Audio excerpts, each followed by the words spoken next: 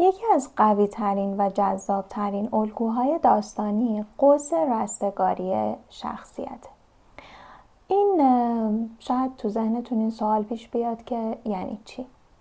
باید بهتون بگم که شخصیت‌های داستان‌ها مثل ما آدم‌های واقعی امکانش هست که دچار اشتباه بشن، گناهی رو مرتکب بشن، ولی در نهایت از تمامی اونها عبور میکنن و به سمت رستگاری، فداکاری و میشه گفت نور پیش میرن و تمام چالش هایی که داشتن رو پشت سر میذارن. به این اصطلاح توی نویسندگی میگن قوس رستگاری شخصیت. و باید بهتون بگم که ما آدما خیلی جذب اینجور داستان ها میشیم. چرا؟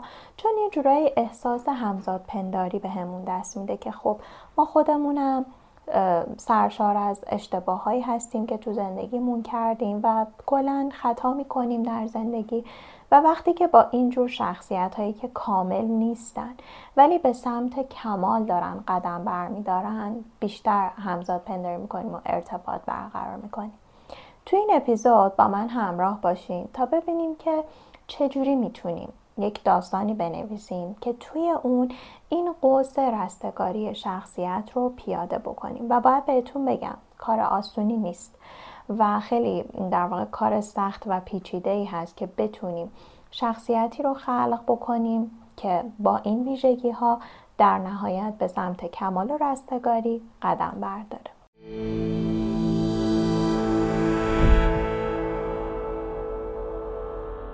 حالا ببینیم قوس رستگاری شخصیت چی هستش. همونطور که توضیح دادم در واقع یعنی شخصیت داستان از دل یک تاریکی بیرون بیاد و تصمیم بگیره که مسیر زندگیش رو تغییر بده و باید توی ذهن مخاطب این اتفاق بیفته و احساس بکنه که خب شخصیت قراره چجوری با این مشکل دست و پنجه نرم بکنه، چجوری میخواد اتفاقات بد گذشته‌شو پشت سر بذاره، چجوری قرار تصمیم بگیره.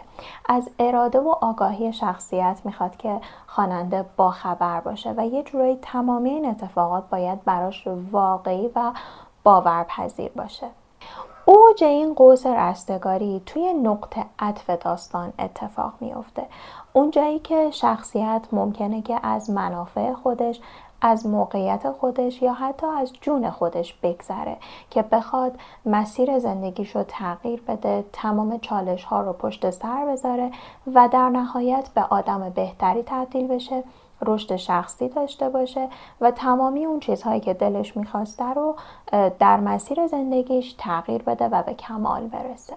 خب حالا توی این بخش میخوایم 3 تا از مثالهای برجسته‌ای که از قوس رستگاری شخصیت توی اونها استفاده شده نام ببریم. اولیش ابنیزر اسکروچ هست یا میشه گفت همون سرود کریسمس. اگر داستانش رو خونده باشین فکر کنم یه فیلمی هم در واقع راجبش ساختن، یعنی فیلمش هم ساخته شده. داستان راجب یک شخصیتیه، همون آقای اسکروچ که یک آدم بیرحم، خسیس و کسیه که غرق در مادیات شده، ولی یه شب با ارواح کریسمس ملاقات میکنه و اونها بهش گذشته، حال و آیندهش رو و هر در واقع ویژگی بدی که داشته، هر بلایی که سر هر کسی آورده و خصوصیاتی که در واقع میشه گفت پیاده کرده توی مسیر زندگیش که بیرحم شده، خسیس شده رو بهش نشون میدن. و خب بعد از اون شب وقتی آقای اسکروچ بیدار میشه، متعهد میشه به اینکه میخواد خودش رو تغییر بده، مسیر زندگیش رو عوض بکنه و شروع میکنه به افزایش حقوق کسایی که داشتن براش کار میکردن و به فقرا کمک میکنه و بسیار بسیار متعهد میشه به مهربانی مادام العمر.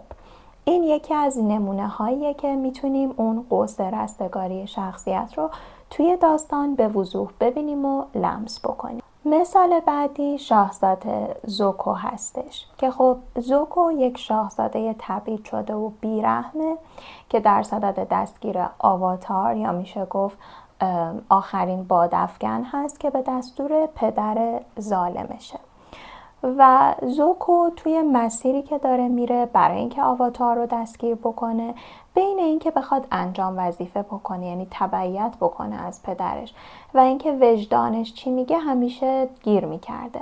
و خب تمامی اینها از اون یک شخصیت پیچیده‌ای ساخته بودن.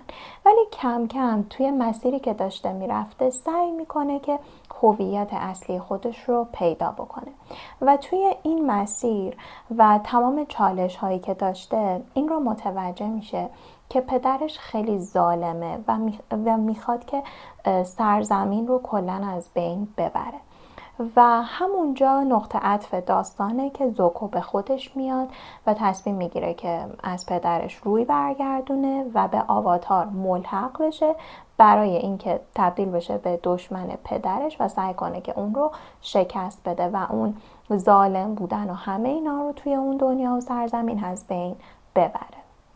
و مثال بعدی برومیر از داستان ارباب حلقه ها است. برومیر یک آدم خوبی بوده در اوایل داستان، ولی حلقه خیلی وسوسش میکنه، قدرت حلقه خیلی وسوسش میکنه و یه روز تصمیم میگیره که حلقه رو به دست بیاره و سعی کنه که بقیه رو شکست بده، که خب این اتفاق هم در داستان میفته و به یکی از اعضا آسیب میرسونه و خب بعدش خیلی پشیمون میشه و سعی میکنه که دفاع بکنه از بقیه اعضا و حتی جون خودش رو به خطر میندازه برای اینکه این اشتباهی رو که مرتکب شده، وسوسه‌ای رو که در واقع داشته رو جبران بکنه و دوباره بتونه با آدم خوبی تبدیل بشه. خب حالا اگر نویسنده هستین و دلتون میخواد که شخصیت داستانتون رو از دل تاریکی بیرون بیارین، چند تا عنصر کلیدی هست که باید توی داستان رعایت بکنین.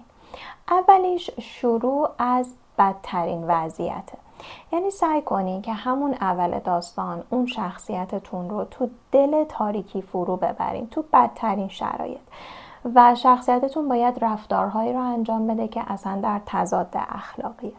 همین در واقع باعث میشه که ذهن مخاطب کنجکاو بشه برای اینکه اون شخصیتی که انقدر بده در نهایت آیا تغییر خواهد کرد، اتفاقی خواهد افتاد که در واقع اون رو به آگاهی برسونه یا نه.